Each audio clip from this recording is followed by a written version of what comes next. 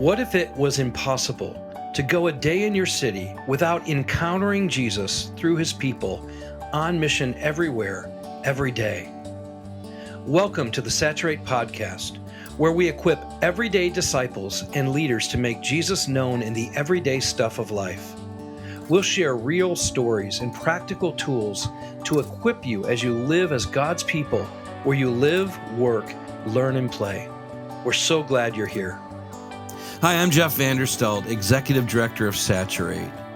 Today we're talking with a really good friend of mine, Matt Broweleit, who is a significant part of the work that we're doing here in Greater Seattle in really wanting to see churches united together, organizations collaborating together for the sake of gospel saturation. And so there's a lot of you listening that this is something you dream of in your city, or you're already working on in your city, or you're maybe even further ahead than us.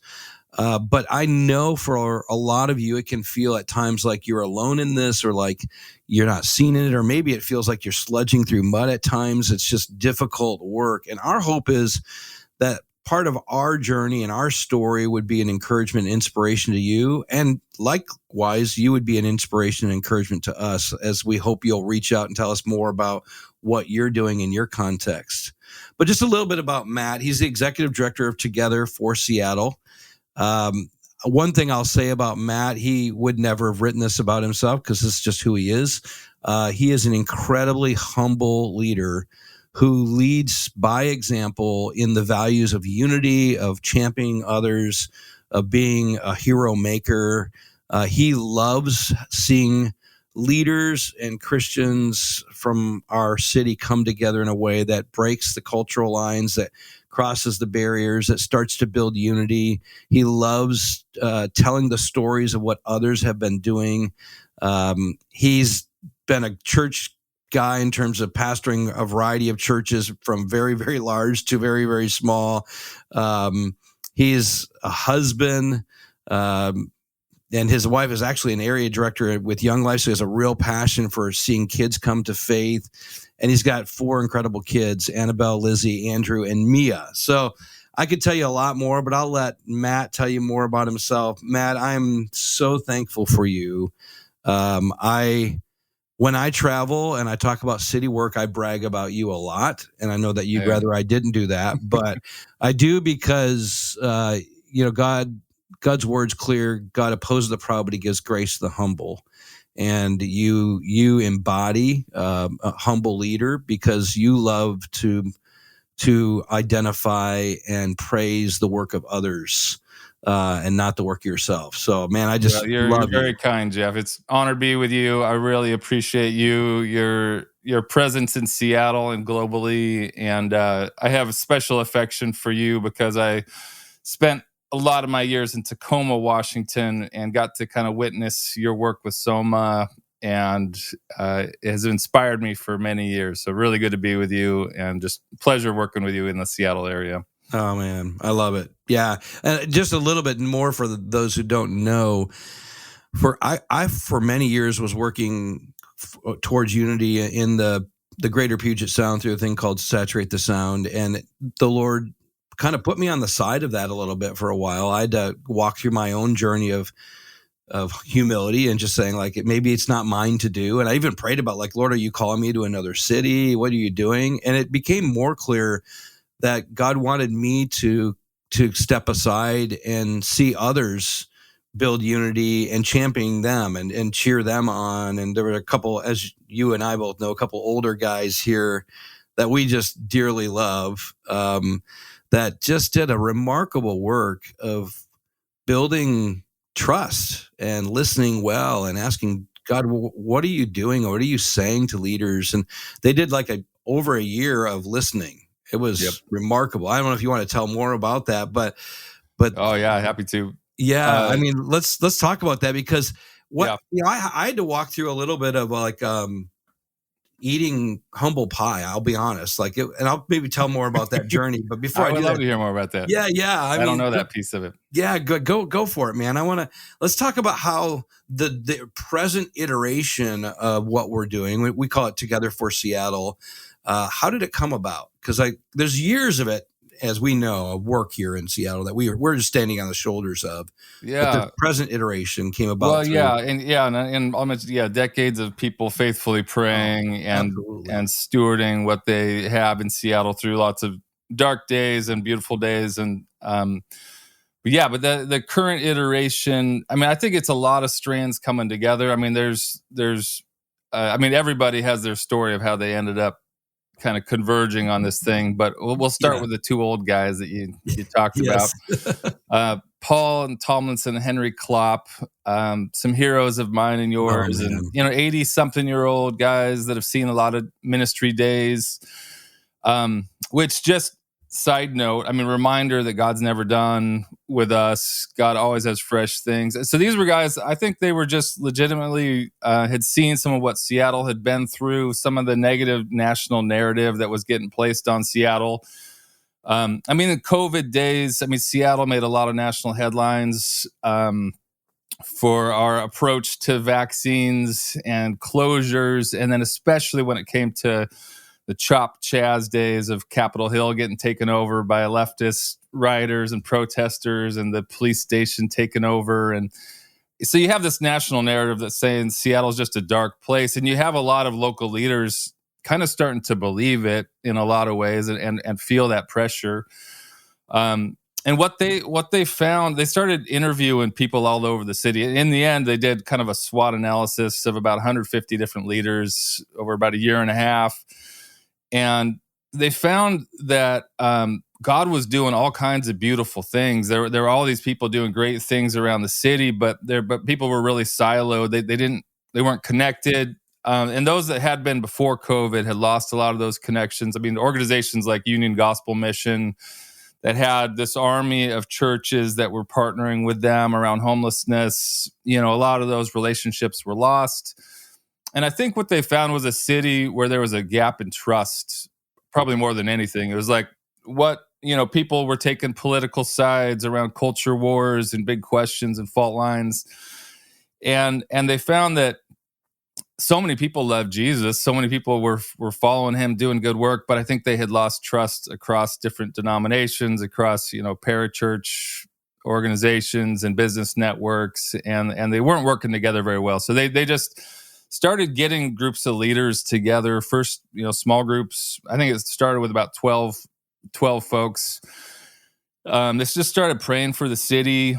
These are folks like Sharon Hamill and Millie Voigtlander and Rich Sims and others just doing good work. And they just started praying. I mean, out of that was born this movement called Praise Seattle, which we can talk a lot more about. But then all of a sudden, they'd get 60 leaders together at the Rainier Club and 50 leaders together at this house. And they were just asking questions, or what's God doing in the city? And they just found this massive desire from so many people to be together, and this joy from being together, and realizing, okay, we're not all that different. There are tribes, there are different cultures, subcultures within the church. That's real, but what's more real is that Jesus is Lord. We all want to see him do good work in the city, and beautiful things started happening. That was kind of the beginnings. Yeah. It was.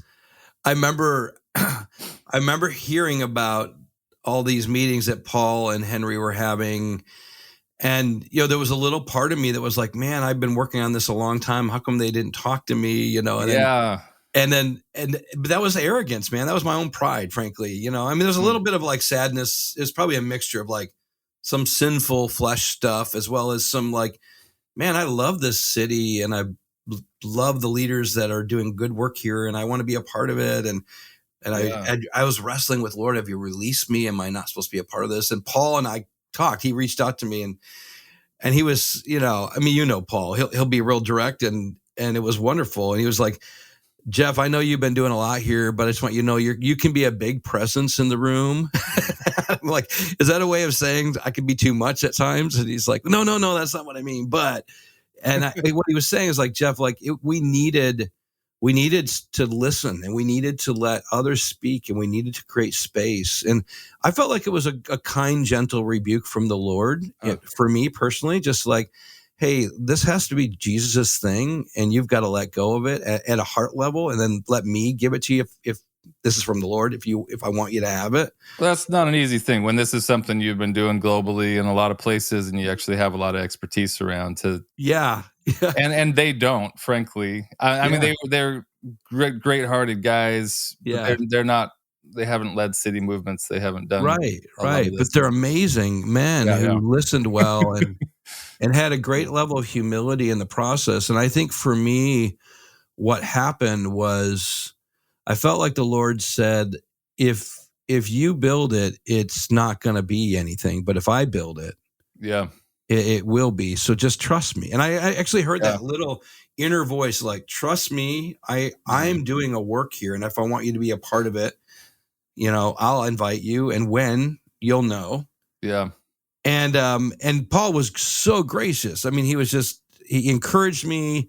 He didn't, and I think both he and Henry probably did that with everybody, right? I'm sure they were meeting and listening to everybody, like valuing everyone's voice and perspective. And then you and I connected. And I don't know if I ever told you this, but when you said, hey man, we need your voice, we need your influence, I want you to be a part of shaping this with me. I remember after that first time we were together, I went home and I told Janie, I said, the Lord had it in his hand all along to do it the way he wanted to do it. And he wanted me to learn some things, to release some things, to trust him with it, and to see what he would do, which is way better, way better.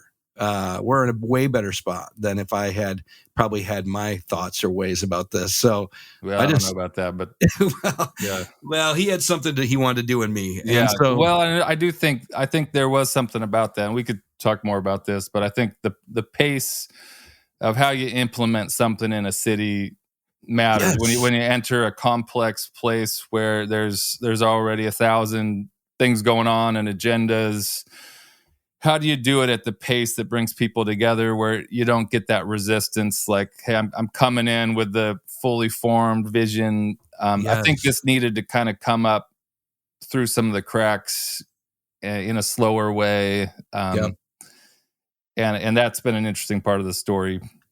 Well, yeah, I think even as you say that, I think even in light of our context in the history of what's gone on over the years in Seattle, I think that's even more true. Like we needed that. For sure. You're closer to this than I was, but yeah, the Driscoll years, Mars Hill, this city has been burned by some large leaders that have come in with big vision and loud voices and said, this is the way, this is the only way, where other people felt diminished. And I think what God was doing in Seattle was actually to affirm, rather than have some big voice come in and say, this is what we're all doing now.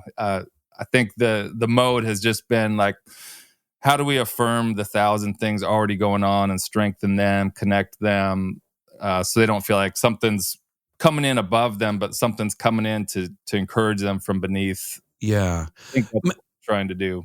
Matt, talk a little bit more about that, because there was a moment where we started, you were asked to take a little bit more leadership in terms of facilitating what we do. I think you had an incredible amount of wisdom in how you went about it. Let's talk about that, because I do think there's a lot to learn from how you approach this. How did you begin? What were your thoughts? You already gave us a little bit there in that statement, but tease that out a little bit more.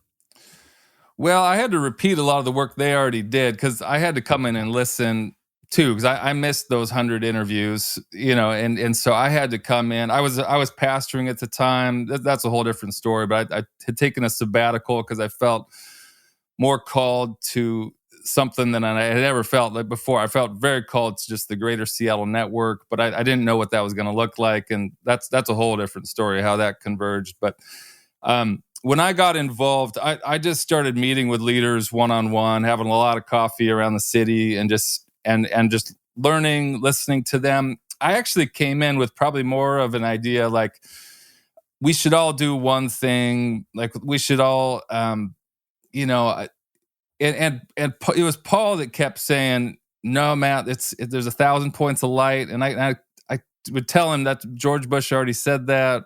That was his thing. Don't say 1,000 points of light.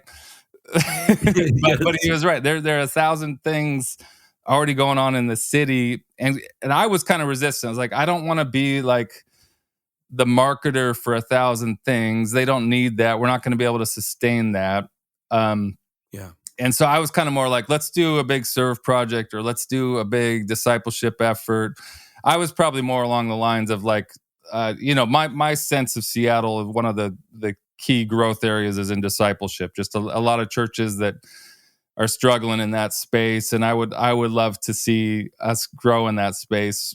But actually, so I had to do my own listening, and through that, I really did learn like there are actually a million things going on, and I think that the primary gap was a gap of trust and relationships between these things, and combating this narrative over the city, kind of this dark narrative that Seattle's just a dark place that the liberals have taken over. And actually, there's a lot of just beautiful things going on in the city. So, so we came in, and instead, well, I read a book at the time too. It was really helpful. It's called Impact Networks, but it kind of proposed that there's 4 main stages that a lot of when you have a problem that's bigger than any one organization, in which obviously city unity is that, but in Seattle, you're also dealing with discipleship crisis in the church. You're dealing with homeless crisis across the city. You're dealing with human trafficking on Aurora. So you've got all these human needs, plus you've got all these church ministry needs. What do you do? So you've got all these problems that are bigger than any one organization. And they say, step one is usually silos. You realize you got a bunch of silos, a bunch of different people doing good things, but on their own. And then what people are usually tempted to do is to do what they call the hub and spoke model, where they kind of come in and say, I've got a vision. I'm the hub. You're all the spokes. Everybody start doing my thing. And sometimes that looks like, I think in cities, you'll see people, come in and say, we're going to start by just filling a stadium. Let's just do a big thing. That's what unity looks like. And what we really felt called to do was what they call stage 3 in this model, which is a multi-hub model, to realize the city is really complex. There are lots of mini networks within this city already existing. And if you come in as like the main network to say, hey, it's all about me and my thing now, they're going to resist you. But if you come in and champion these different networks, and I'm talking about, there's already churches praying together, that, we don't need to create a new thing around prayer. There's already churches serving the homeless together. We don't need to start with a serve day. We need to learn what's already happening. And we realized that, actually, Luke Frank and Union Gospel Mission, Ravon, Weston, this team is already doing incredible work. Let's come around their infrastructure. Let's support what they're doing. And we've had that approach in about 12 different networks. And it's just been beautiful, really, to see the way that they have felt loved, they have felt supported. And then by doing it that way, there's all this overlap. All of a sudden now the prayer network is overlapping, what UGM is doing around homelessness, and what the dinner church network is doing as they're, hosting 15 dinners around the city for the unhoused. And you start to realize, man, there's a lot going on. And if we just listen, if we support, if we come alongside them, God might just do some beautiful things. And that's what we've seen. That's so good.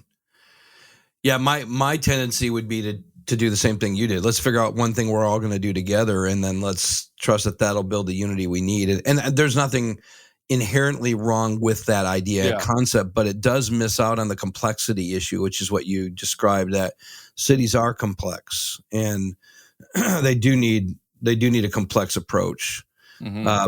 As you did that, as you started to come around it, talk a little bit about, you shared some things about what you discovered were already taking place. Talk a little bit more about, in more detail, some of those things. I'm thinking about, especially the prayer, the serving the homeless with UGM. Some of those things it's pretty encouraging to see what God's doing. Yeah. Well, we didn't need to start a brand new prayer network. Pray Seattle had already, it was a fresh thing post-COVID. So this is Sharon Hamill and Jeff Neuenschwander and David Vanger and Millie Voigtlander, Rich Sims, team. I just like shouting out these people because Please do. they're Yes, we incredible. got a bunch of heroes in our city, man. They're wonderful people. Yeah, they had already gotten together. This was kind of post-COVID Seattle. A lot of these silos, like I was saying, and they came together and they just said, we need to just pray for the city. We need to be together, and they started a very organic thing that now we're in year 4 of that. So it was fun. I mean, I got involved year 2. More so year 3, we hosted at our church one of their prayer rooms. What they do is it's 40 days of prayer for Lent. So leading up to Easter, that was their vision. Like we got to do something. This is something that would build up churches because pastors are already looking for something to do for Lent. This is something we can all do across the city. So what they did was created these little prayer books. Anyone in the city can get a prayer book and engage with it how they want. It walks through 6 different themes over the course of the 6 weeks of Lent. And prayer things. So praying for the church, praying for youth and families, praying for civic leaders, praying for business, media and entertainment. So, I mean, it goes through these different education, different themes with scriptures and places to take notes. So people have used that on their own. They use it in small groups, but then churches started using it from their platforms. I mean, Sunday morning, they're praying through the themes at different churches. And then they had this idea of let's again, it's this spirit of like non-competition. Like how can we build each other up through this thing? And they created this thing called the urban pilgrimage. So we created 6 different neighborhoods around the city. Each week, a different prayer room opens in a different church. So you can drop into Saturate Church and kind of pray at your own pace. They set up their sanctuary with these beautiful prayer stations, and it takes you a good hour to go through them. Some very hands-on, tactile stuff, but there you encounter Jesus. You slow down. They've got some nice music playing. There's nobody telling you what to do. It's just these different prayer prompts and stations which walk you through both. I mean, just praying through the Lord's Prayer like we all need to be doing, worshiping God, pausing just to say, God, you're amazing. But then also praying through these themes, and also praying for that area. So that one's in Ballard. So let's pray for Ballard. And through that, as people, we had these prayer books. We made them look like passports, and you could actually get a stamp in your prayer passport when you go to these different places. It gives people a heart for that neighborhood that maybe they've never driven through that neighborhood. Maybe that's not on their commute. And all of a sudden, now I've got a heart for Ballard. Now I've got a heart for West Seattle. Now I never been to the Rainier Valley because that's not where I go. But now I'm going there. And then year 3, things started blowing up. We're about to do year 4, which is blowing up even more. But even last year, we had this incredible prayer time. Like some of the churches that hosted prayer rooms would also do like an optional evening guided prayer time. And one of those happened at Emerald City Bible Fellowship. I mean, historic Black church in the Rainier Valley. And they opened themselves up for a prayer room, but they also were, the theme of that week was civic leaders. And they ended up inviting the mayor of Seattle, some principals of schools, some of the local Seattle police leaders. And we had a chance, to a bunch of pastors. We had 15 pastors there praying over the mayor of Seattle, which was just ridiculous. And I mean, he's got a complex testimony, and people love him or hate him, whatever politically. But as a church, we got a chance to come around him and support him and pray over him. The principal of one of the toughest high school, Garfield High School, was there just praying over their neighborhood. And this guy was a man of prayer. So just to see him, I'm almost coming to tears as he's praying over Garfield High School and that community and some of the things they'd been through, which they had a school shooting that year. And just phenomenal. And to see the convergence of civic leaders, school leaders, pastors, everybody coming together for the sake of the city.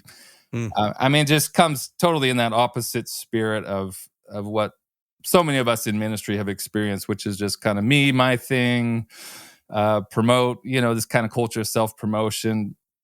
We're trying to come against that, and we're seeing good fruit from it. Man. Yeah, I teared up too as you kept talking about it, because I know the story of our city is just so complex, and there's so many parts of this that don't represent that kind of humble unity and support. I mean, Paul commands Timothy to pray for our leaders, and it's like we're just you guys. I don't even want to say we, because I feel like you guys have led it, and I've just been watching. But we get to step into just that prayer, and it did bring a deep amount of unity amongst the churches, and it's only growing like crazy. I mean, from what you share with us this week, it sounds like there's a lot more coming this next season. Yeah, well, last year we printed 3,000 of these little prayer passports, and it was funded by just these two churches. I mean, mostly Central Community Church, trying to pull something off. And so, I mean, that's been one of the strengths of Together for Seattle, is like we've been able to come alongside them. And what normally I think an effort like that could easily die off, because you've got like a couple of local champions, but all of a sudden it gets to a certain scale, and it's like, man, that's way too big for one or two churches. But with Together for Seattle, we've been able to help raise some funds, help them with some of the promotional stuff and videos and website. And now also, this year we're printing 8,000 books. We've got churches asking for 500 of them, 1,000. And, some cities might say, that's nothing, but in Seattle, that's pretty good. Yeah, it's a big deal. Texas, that's one church, but Seattle's a little different animal. We're in an age where there's not really a mega church in urban Seattle. You've got a whole lot of medium-sized, small churches, a couple a little bit larger, but we don't have a mega church culture. A lot of these churches are thriving. They're doing, beautiful things are happening. Wonderful things, yeah. But they're not big, and we don't represent a big percentage of the city. But that's good stuff. Yeah, it's super encouraging. I mean, one of the things that I love is, and you and us together have had to navigate, how do we stand in some ways in this weird tension where you've got political tension, you've got cultural struggles, you got, all these things that don't make unity easy. Yeah. Even in the church, maybe even especially in the church. And yet you've really helped us navigate that very well. I think you and others have been helpful voices in how to navigate that. I'm curious, as you've thought about that, and we don't have to go too long on this one if you want, but like, what are some principles you've thought through about how we begin to navigate some of those tensions? Yeah, in terms of principles, some of the guiding principles that I have felt called to, and our team has really discerned together, I think one of those has to do with just understanding the end game. I think this is a big deal, because I've talked with some city leaders, and it feels like the end game to them is like, how many people can I get into a stadium? How many people can I, and I'm not trying to say that's a prideful, beautiful things can happen through that. It's wonderful. But for me, just my end game is disciples making disciples in everyday life. It's what is this doing for your marriage? What is this doing for your kids? Are you living and acting like Jesus in your world?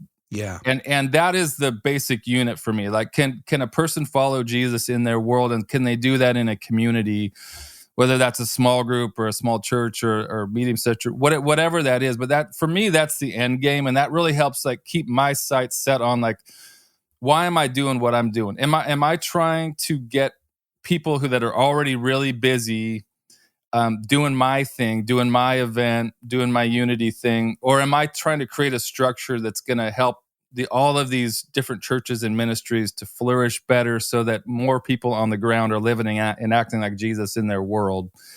And for me, that really helps like keep me centered. Like, okay, I don't want to make them really busy doing my stuff, because I want them doing their stuff really well. And I think this is one of the biggest things I've seen is like a lot of people, it's an awareness gap. They just do not know that beautiful things are happening in churches. Like they don't know that 60 people just got baptized at Journey Church last year. They don't know what just happened at Seattle Foursquare Church, where they just reached a couple of people off the streets and saw radical conversions and disciples made.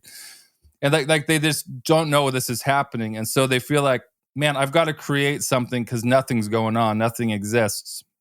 And so that's why that hard work of listening is so important, because you realize, no, actually, beautiful things are happening in all these churches. They're just not like making national headlines. Yeah. And so that keeps me focused on like, okay, what do I do that helps these churches thrive more? How can I help them flourish more, rather than how can I get them to get all their people to my thing? I just think that's such a critical lens that I'm surprised when I meet people. For me, I've been shaped by probably some similar authors, modes of thinking that you were back in the day. Yep. And that, I don't know, for me, that's just the lens that I look through. And I'm surprised how many people don't look through that lens, if I'm honest. Yeah. Well, let's talk a little bit about there's kind of three key things you're doing over and over and over again. When you think about your activities, talk about those three key things that you're thinking about to help support, encourage, connect, all that, what's going on here. Yeah. I'll just kind of practice what we're actually doing. Yeah. Like you mean in terms of just our mission statement and connecting leaders? Yeah.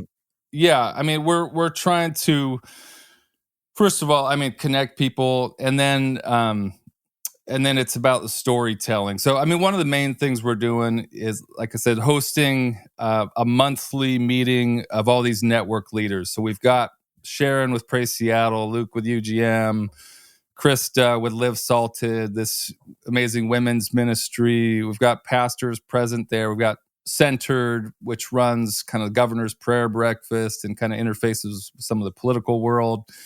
So we've got leaders representing a lot of these different spheres of culture. From, we've got Levi that is part of C3 Leaders, which, has small groups, what they call forums for business leaders around the city. So these leaders of these networks come together once a month, and we just share what's going on in our different networks. We find little ways to support each other, encourage each other, and just pray for the city together. So, I mean, that alone is a big deal. Mm-hmm. But then within that, we're really working on storytelling, because we've realized, okay, there's a relational gap. So, I mean, that's part of why we're bringing these network leaders together. But there's a trust gap. That people just didn't trust each other. And then there's an awareness gap where people just don't know what's going on the ground. And that's why everyone thinks, oh, I've got to recreate something, or I got to leave Seattle because nothing good is going on here. So I got to run to Idaho or or wherever, so we're doing a lot of storytelling. So we're getting video cameras. We post these on Instagram and Facebook and do some little short form videos, just capturing, okay, here's some beautiful things going on in this church. Here's apartment life and what they're doing to build community in apartment complexes. Here's what Dinner Church is doing to feed homeless people and to build bridges for churches to get involved. And through those, I think it just really inspires people, because, you've been there. Like I was, pastoring in North Seattle. I am now aware of about 99% of I was not aware of what was going on in Seattle as a pastor. That's right. Yeah. I had to be in my own church every Sunday, but now I get to visit multiple churches a month. I get to be aware of what's going on in these business networks. And now I have this totally different view of what's actually happening in Seattle. And I want everybody to know about it. So we're working on storytelling, which is trickier than you think, because some of the best stories of what God's doing, you can't put them on camera. They're too personal. They're too intimate. Like they're people that are vulnerable. They're so you don't capture. But we're doing enough that people are aware that, oh, there's some good stuff going on. Yeah.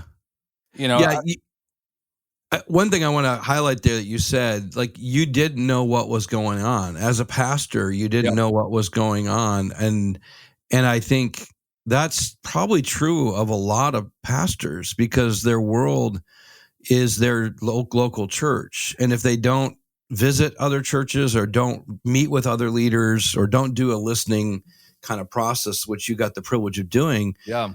they might think they're on an island and they're overwhelmed with what they're facing. And what Yeah. you've gotten to do, you've had the privilege of doing is going like, wait a minute, there's a lot of good work happening here.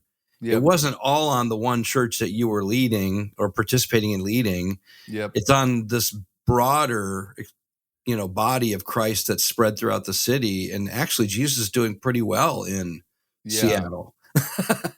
Yeah, and I want to have a question for you. I'm curious what you're seeing in other cities because you're talking about principles. So I talked about just what is your end game. I think that's an important one. Yep. I think another one is I believe God's doing something in the church in this day and age to help us think more like a network than an all-inclusive resort.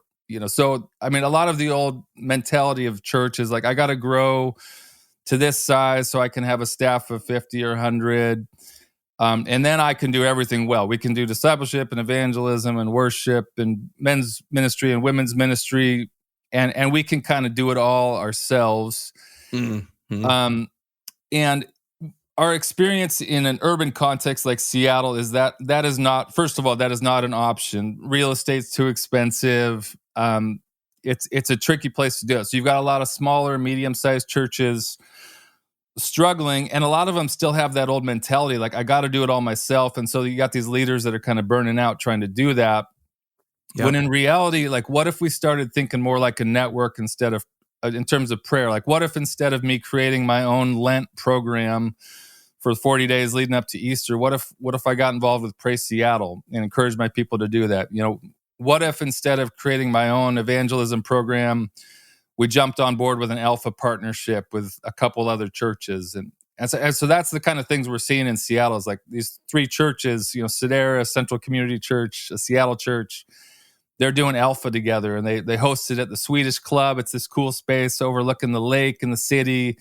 It's a non-cheesy thing, which is hard for churches. And they got like 80 or 90 people meeting around round tables talking about questions of faith, and they're seeing all these people coming to Christ and getting baptized. Yeah. They're doing it together. People are seeing churches are actually working together. Pastors are engaging in spiritual conversations in kind of this normal environment where we're eating together.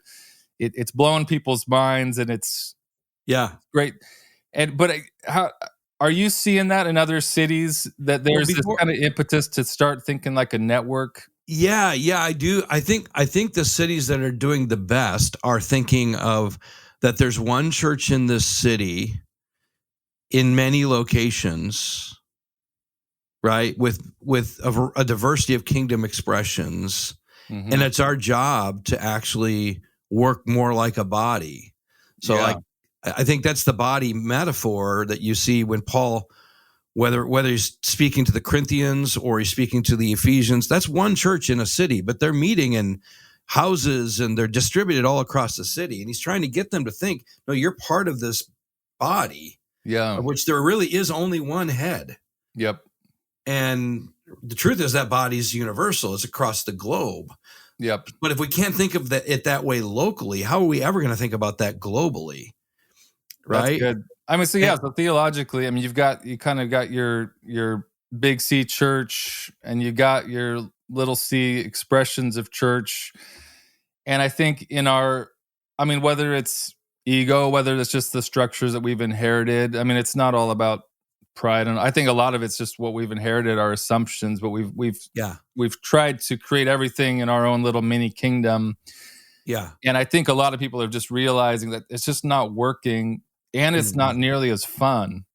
Nor does it properly express the nature of who God is. Exactly. John 17, Jesus' prayer is that we would actually display what he's actually like in the unity of the Father, Son, and Spirit. We would display that on the earth. That's what I love. Like when I see there'll be a church staff team that goes and prays at a different church in one of these prayer rooms for Pray Seattle. And it's like in that moment that all broke down. Like, yes, that sin of that division, and let's be honest. I mean, division is natural to human nature, and tribes are going to happen. There's going to be different theological distinctives. There's going to be different approaches. Yeah. I think we need to create a structure that affirms that rather than fights against that. Yeah. But when you have a staff team that goes into a different church, they're going through the prayer stations. All of a sudden, they've got a heart for that church, for that neighborhood. That's not part of their little mini kingdom, and all of a sudden the kingdom just grew, and that's beautiful. Well, and that's what's happening with UGM, which for people who don't know what that stands for, that's Union Gospel Mission. But like what Luke Franks is doing, tease that out a little bit too, because it's a similar fashion. It's getting churches to work together for their neighborhood. Yeah, I could brag for a long time about Luke Frank, but what an amazing dude. Weston, Ravon, these guys are amazing. Yes. Yeah, they've grown now where they're in 8 different neighborhoods. I don't know how they're doing it all, but Luke is one of the best facilitators I know, and just community builders. So what they do, they come into a neighborhood, like the University District around the University of Washington. There's a whole bunch of churches, and there's a massive homeless population in that area, and so they build relationships with leaders in that area. And every month they host a gathering of about 20, 25 leaders in the U District. So some of these are pastors, some of these are community organizers, parachurch leaders, kind of whoever wants to engage with homelessness and work together. And they started, again, there's a trust gap. I mean, a lot of these leaders did not trust each other. It's hard to say that out loud, but but what broke them open as the U District, there's a guy named Mike that was formerly on the streets working with a ministry called Street Youth Ministries. This guy's all tatted up, former heroin addict. He comes in and he's just honest about, like, I do not feel comfortable sitting in this room with a bunch of pastors because I've felt very hurt by the church. And he was able to, Luke was able to kind of facilitate this moment where they all shared their fears. They shared, and those walls broke down. And, year one, they're doing like a Thanksgiving dinner together, which is great. You bring the turkey, I'll bring the stuffing, I'll do the potato, and we'll do a meal for the homeless once a year. And that's nice. But now they've been doing this for a few years. And now, I mean, the amount of stuff they're doing is crazy. So, I mean, the Chapel on the Ave is this incredible church. Ashley, their incredible leader, they have something called Friday Feast, where every Friday they're feeding 150 to 200 meals. The group has created an emergency warming shelter together as a group. So Chapel on the Ave hosts it, but when it gets really cold in Seattle, they open up this emergency shelter. A bunch of these churches are now sending volunteers to that. Dinner Church is getting involved in this. So you have these legitimate partnerships happen that go way beyond like one Thanksgiving meal, where they're actually working together and they're seeing lives transformed on the streets, and they're seeing the church mobilized. I mean, one of these principles is, I believe that a lot of the discipleship crisis in the church is directly connected to, a lack of mobilizing the church. I believe the city's needs are pent up in this discipleship crisis. Like if we were making disciples that lived and acted like Jesus in the world, we would be meeting a lot of these community needs together. And those two go hand in hand. Absolutely. But with what they're doing, it's great. And I mean, what Together for Seattle has been able to do is say, like, since we have all these relationships, when it was time to launch another neighborhood, like we're going into Ballard now, we gave Luke about 20 different names of different local pastors and people doing good work. And so it just accelerated his process. So, rather than the 4 years of building trust in the U District, it was like year one, they're hitting the ground running, and they're already doing incredible stuff in Ballard. Yeah. And West Seattle just popped up, and now a lot of the network already existed because of Pray Seattle, because these churches doing prayer walks together through Pray Seattle. And now those same relationships are now meeting together around homelessness. So you see this overlap where because these networks are working together, it just accelerates the work for everybody. Yeah, there's a principle in that I don't want the listeners to miss, and that is there are problems and issues in your context that are bigger than any one church could ever address, and it's almost as if God has almost set it up that way, that like he would let the world get to a place where we actually have to work together to solve the greatest problems, and that Yeah. his church, Jesus's bride and Jesus's head, would look really beautiful in stepping into the mess of the world and unifying around solving key issues that humanity can't solve. I mean, in Yeah. Seattle, people have been trying all kinds of things to solve homelessness, and yet Yeah. UGM and their partnership with the church and the mobilization of everyday disciples to begin to solve these problems are seeing far more effective solutions than the world could ever come up with. Oh, And, it's amazing. Yeah, and I that's, mean, you with their program, and they're expanding their programs and again into these different neighborhoods to mobilize more churches. But the people that actually go through the UGM programs, there's a 69% success rate of people being clean and sober and employed 2 years after graduating, which is it's just ridiculous, yeah. compared to what a lot of the world is experiencing in terms of homelessness. They're seeing lives transformed, families reunited. Um, Yeah. yeah, amazing. But and there's three things that you continue to do. The one is you're connecting people together. So we're rebuilding trust. We're Yep. realizing things are happening that we could work together on. You're getting them to collaborate together. Like let's not try to solve a problem all by ourselves. Let's do it together. And whether that's prayer, whether that's homelessness.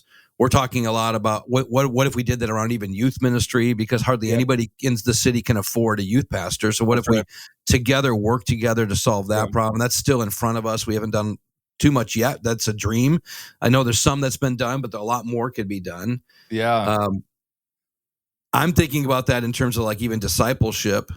Like, how do Yep. we help every church become really fruitful in disciple making disciples so they're all doing it well? Hmm.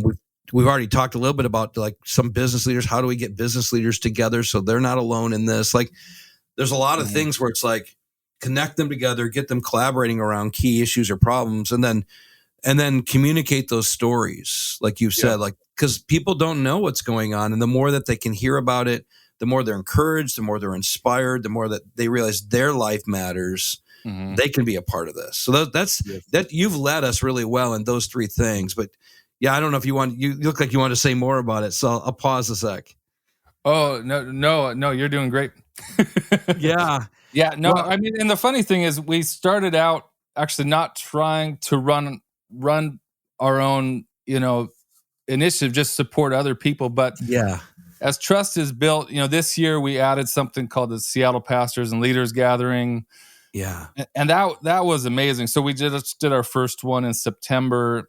We had about 400 leaders, and this is a partnership thing. So this is Urban Impact, led by Steve Burry, just an incredible guy and team, funded by the Murdoch Trust, and then in conjunction with Together for Seattle, because we were able to kind of invite all these different networks, because trust is being built through Luke and Sharon and Levi and others. So they invite all their leaders, and we had 400 leaders come together, pastors, ministry leaders in the city.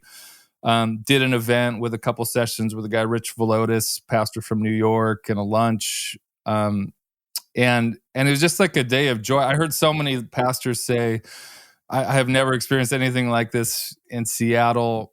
And the cool thing, it wasn't totally about like any one local hero. It was about this relationships and just the joy of being together. So, yeah, so fun. Yeah, so we're really working to connect people, support these citywide initiatives, and tell stories. And it's pretty simple, but God's doing good work, and He's kind of blowing His wind on the whole thing. And Yeah. we're just, for me, it's just a joy to see like when these leaders realize the overlap between their worlds, and we realize, okay, there's C3 leaders has 250 or so people in these different business forums, and they what they feel on their heart is to like support parachurch ministry boards, to kind of help them, and we're able to connect those dots and say, well, let's help you do that. Let's help you be aware. Let's make those connections. Good things happen.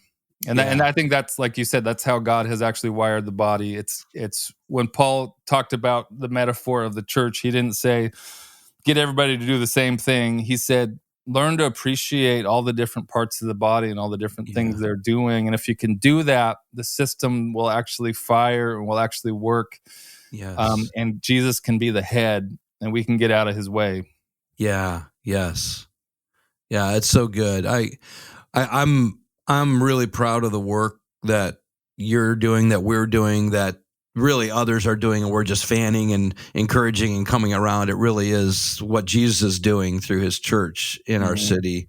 We have a long way to go, but I'm thankful for you, Matt. I'm thankful for your heart to see that happen. Even as I was listening to you, I was thinking almost everything you talk about, I keep hearing win, win, win. Like everybody wins.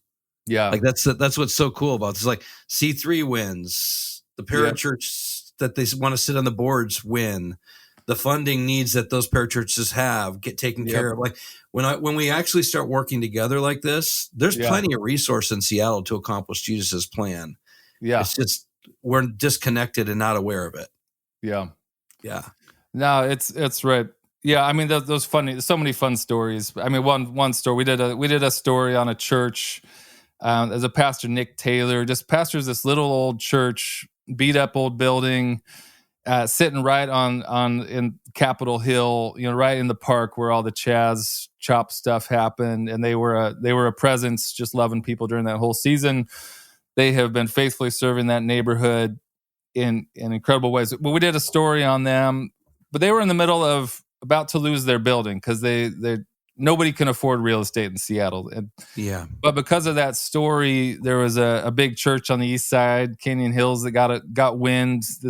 This church is struggling in this area, and we need them as a missions outpost in Capitol Hill, and we're going to help fund that thing. And I don't want to tell all the details, but they came alongside them in a big way and changed the trajectory of that church. And it's because of the power of story and connection and the body working together. Oh man, I love that. Yeah. I mean, when you ask like what other work I'm seeing happen, as soon as you said that, I thought of Charleston, and there's a few churches in Charleston that have a lot more resource and people that have resource. And the more that we can help the people who have those resources know that there's opportunity to serve and encourage others.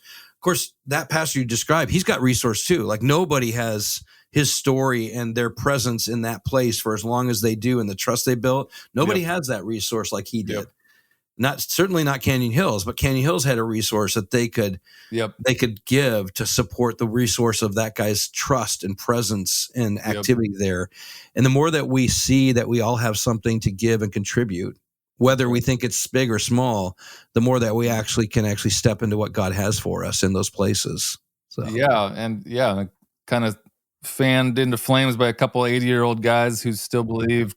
Thank you, Paul. I got a burden for this city, and maybe God could use me to do something. And that's incredible.